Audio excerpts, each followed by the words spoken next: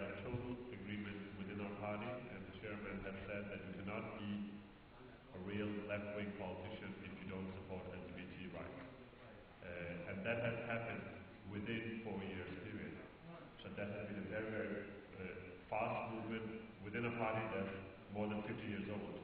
So it's not a new party, it's an old party that has changed track and has become, and our party and my target towards that will also be that you cannot talk about gender issues if you don't talk about LGBT rights. You cannot talk about ethnic equality if you don't talk about LGBT rights as well. And you could imagine that this would also give a lot of challenges within the Muslim community when I went forward and did this. I was the first member of the parliament that participated in the gay pride parade in Denmark. That was not a gay person himself. And that gave a lot of challenge. My own ethnic minority background, my own Pakistani community had a very, very aggressive campaign against me in one of the local national radio stations that was broadcasted.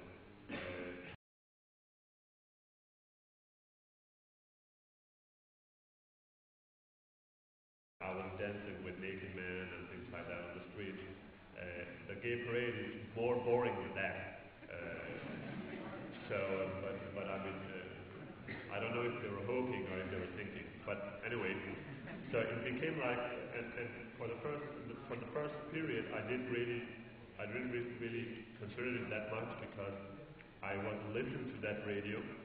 But my sisters kept telling me that they could not even attend a social gathering anymore because this became such an issue within the Pakistan community. So they were like, and my sister, what really made me turn in this subject was one of my sisters told me that the last social gathering she had attended, she was forced to leave and go out, and she sat in her car and cried. And when I heard that, then I felt that this was something that I could not just overhear. So I called the radio station and I said, I want to get on air, and if you could give me airtime, I will be willing to answer any questions, and you can just open the radio call line, and I'll be there for any time you want.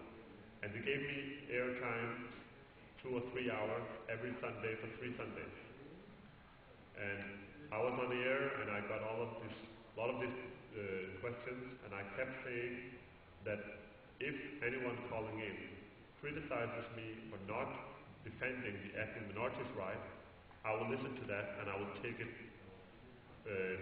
I will change my policy. But if you are blaming me for fighting for other groups, then I will not listen to that, because for me, I cannot fight for the ethnic minorities if I don't fight for the LGBT groups and so on. And I just kept repeating that again and again and again.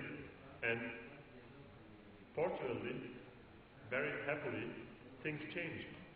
And the Pakistani community understood the message, and even though they didn't necessarily agree with me, they understood the message.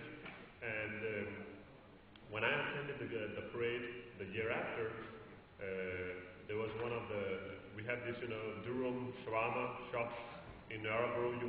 Those of you that will attend the parade will see that we will go through the heart of the multicultural ethnic Copenhagen. And when I went there in the parade, there was one of the shop owners. He came out when he saw me. He was saying, "Kamal, what are you doing?" And I thought, well, I'm attending this parade. 5 minutes later, he came running after me with a Durham brew and said, "You have to have something to eat." And for my last election campaign, there was this group of taxi drivers that were supporting me, and they were sitting and having a talk. There were like 5 or 6 of them that were gathered at that meeting. And one of them raised the issue that I was fighting for LGBT rights.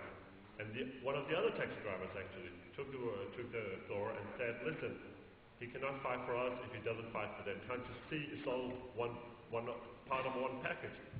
And when he said that, I felt that things are working out. And right now, I am the only ethnic minority in Danish politics that are working with these issues and that are still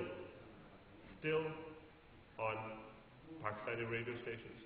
still had support from my Pakistani community, still are the one that people call on if they want for me to speak on national holidays and things like that.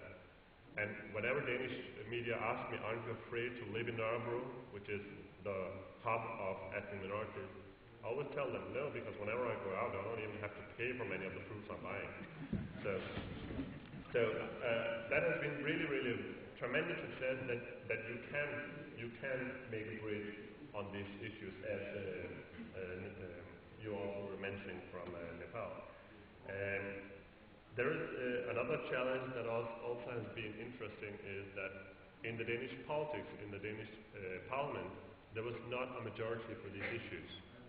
People were saying that it's not natural for gay people to have children, it's not natural for lesbians to have children, which I feel was a stupid argument, sorry for using this word, because you cannot talk about artificial insemination and talk about being natural.